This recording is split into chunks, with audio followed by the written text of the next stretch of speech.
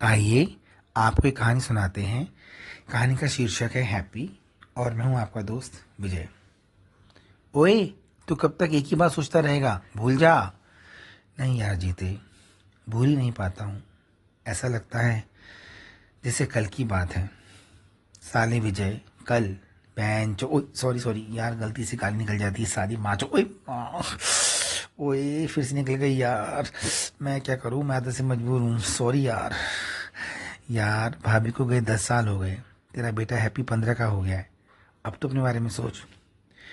लेकिन यार जीते, अब इस 40 साल की उम्र में फिर से शादी।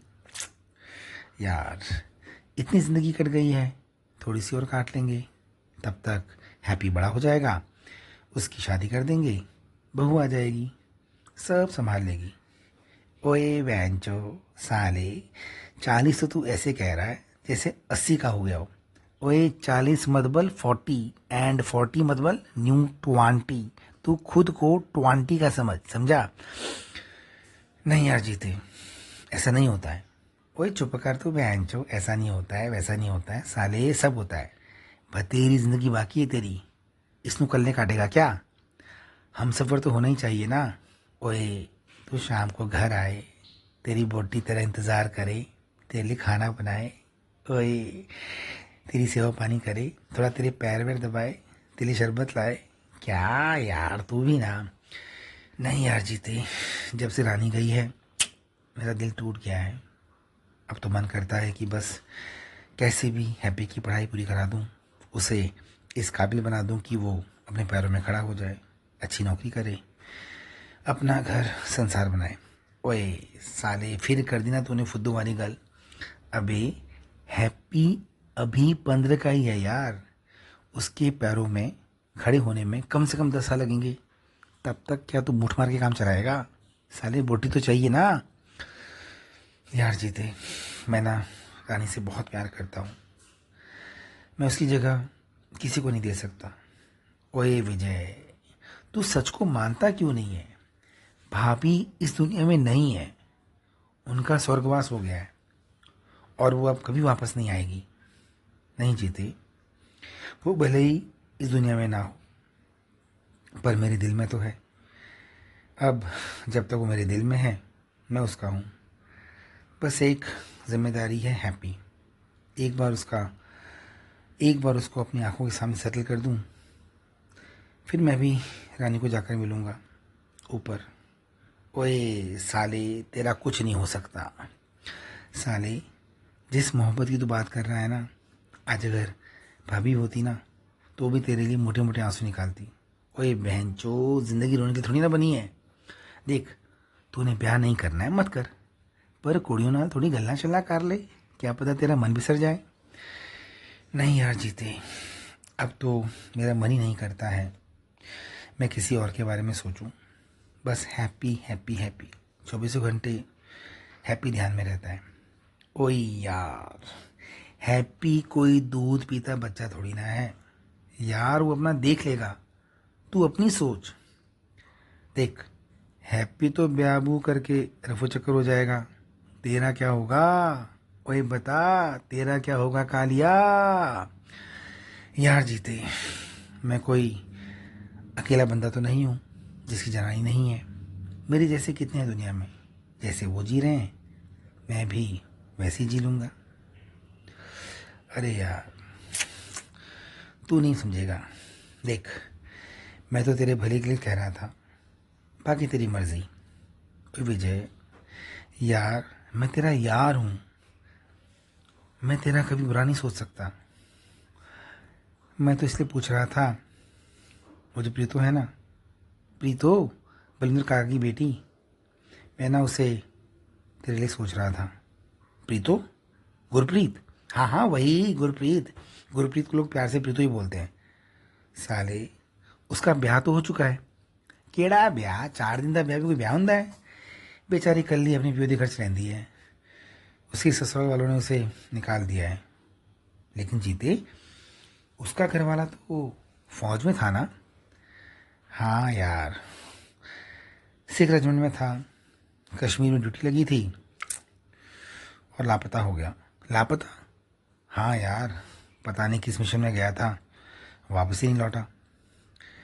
पता नहीं जिंदा भी है या नहीं, 12 साल हो गए, लौटा ही नहीं है। कुछ पता नहीं क्या हुआ उसके साथ। यार जीते, तू प्रीतो का रिश्ता लाया है मेरे लिए? हाँ यार, चंगी कुड़ी है, बस किस्मत माड़ी है। देख, मैं तो सिर्फ एक प्रस्ताव रख रहा हूँ, बाकी तेरी मर्जी। नहीं नहीं यार नहीं, मैं दुष्शादी नहीं कर सकता।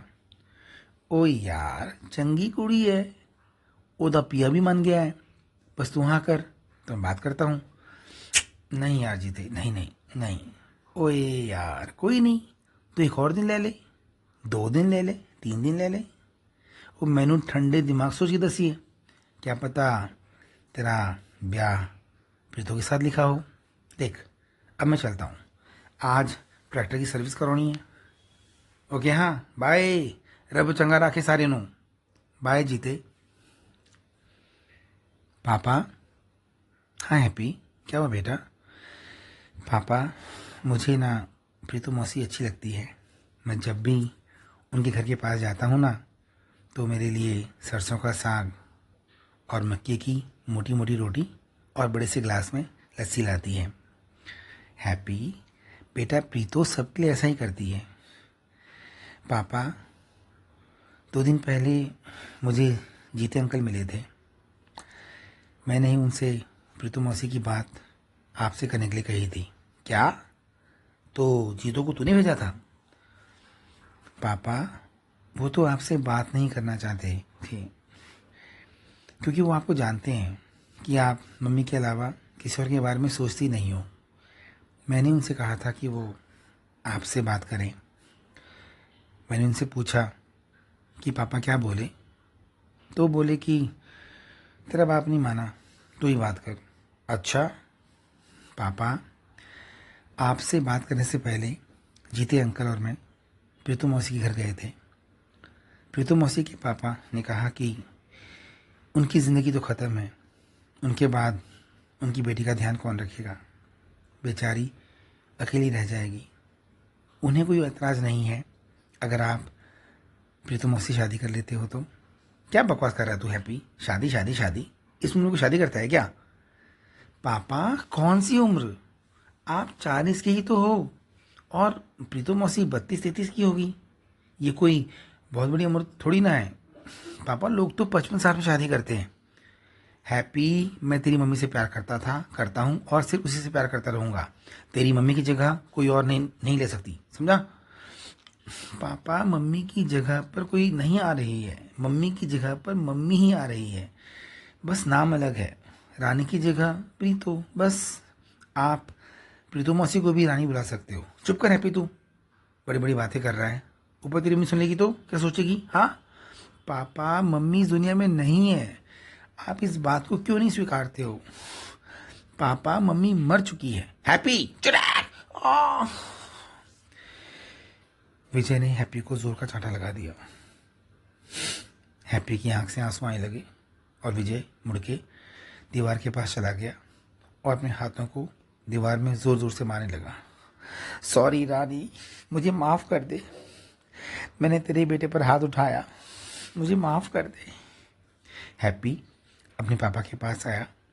रुको पापा रुको, आपको चोट लग जाएगी, आपको चोट लग जाएगी तो मुझे रोटी कौन खिलाएगा? हैप्पी ने पापा को रोका और पापा के दोनों हाथों को अपने दोनों हाथों से पकड़ा। हैप्पी ने पापा के हाथों को खोला।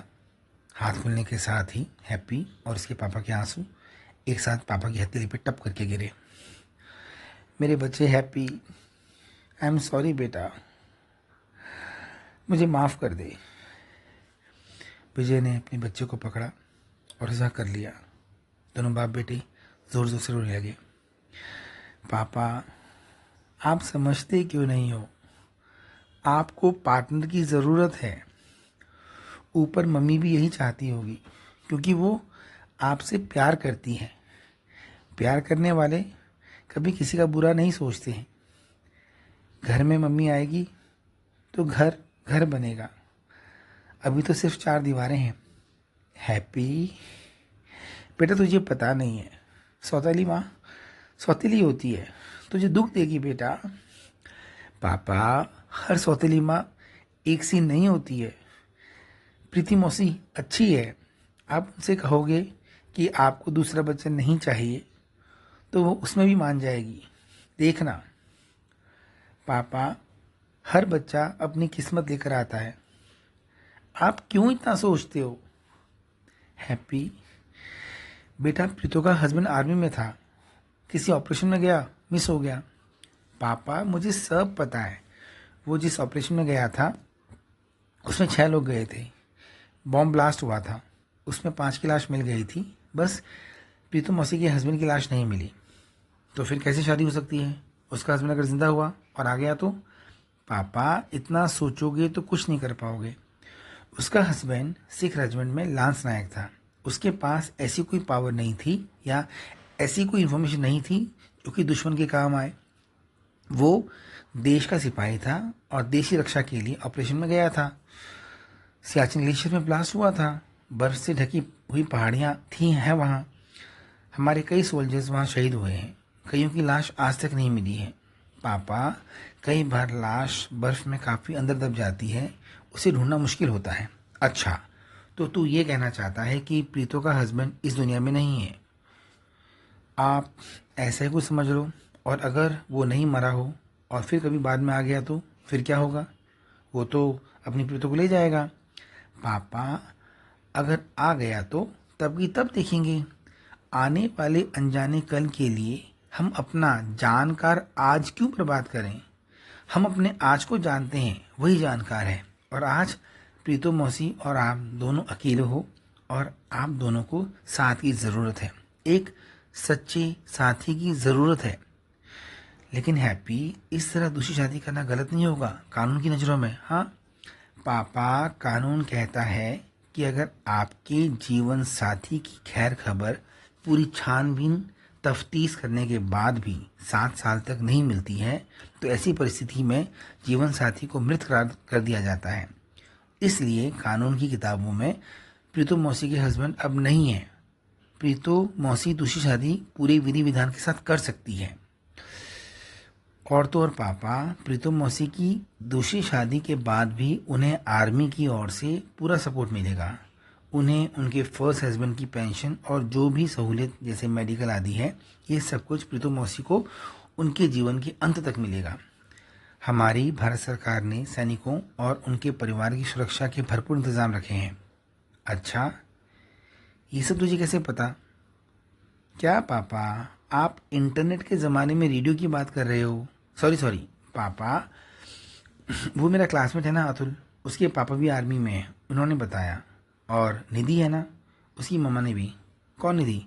अरे पापा, सुरभि आंटी की बेटी, एडवोकेट सुरभि जायसवाल, जिनके खेतों में आपने फर्टिलाइजर ट्रीटमेंट करवाया था। हाँ, पर तूने कैसे जानता है। अरे पापा, पहचान हो जाती है, अब इतना मत पूछो। अच्छा, हाँ पापा, मैंने सुरभि आंटी से पूछा तो उन्होंने बताया था, बाकी गूगल में सर्च किया तो इन्फॉर्मेशन सेम ही लिखी थी। अच्छा, तो पापा मैं रिश्ता पक्का समझूं। लेकिन हैप्पी, तूने प्रीतो से बात की है। हाँ पापा, मैंने पहले उन्हीं से बात की थी, उसके बाद ही आपसे बात करने का मन बनाया। उनकी तरफ से हाँ है। अच्छा। विजय की आंख से आंसू आने लगे थे, वो रानी की फ़ोटो को पकड़कर रोने लगा था। हैप्पी अपने पापा के पास गया और उसने पापा को हक किया। कोई नहीं पापा, रोते नहीं हैं, मम्मी ही आने वाली है। पापा, हम चलते हैं ना तो कई बार गलती से या कुदरती लड़खड़ा कर गिर जाते हैं, कई बार जाने अनजाने में कुछ कांटे पाँव में चुभ भी जाते हैं और हम वहीं उसी रास्ते पर बैठ जाते हैं। पर पापा, ऐसा नहीं करना चाहिए। पापा, हम गिर गए तो क्या हुआ, हम फिर उठेंगे। पापा, कोई कांटा चुभ भी गया तो क्या हुआ, हम कांटा निकालेंगे और फिर से चलेंगे। हम चलेंगे, चाहे रफ्तार धीमी सही, लेकिन हम चलेंगे। अपनी बेटी की समझदारी को देखते हुए विजय के आंसू और भी टपकने लगे। हैप्पी भी अपने पापा को रोता देख रोने लगा और अपने हाथों से पापा के आंसू पोंछने लगा। पापा पापा रोते नहीं हैं, पापा मुस्कुराते हैं। पापा मैं कितना खुश नसीब हूँ। पापा अपने बच्चों की शादी में नाचते हैं और मैं अपने पापा की शादी में नाचूंगा। आई लव यू पापा। I love you happy.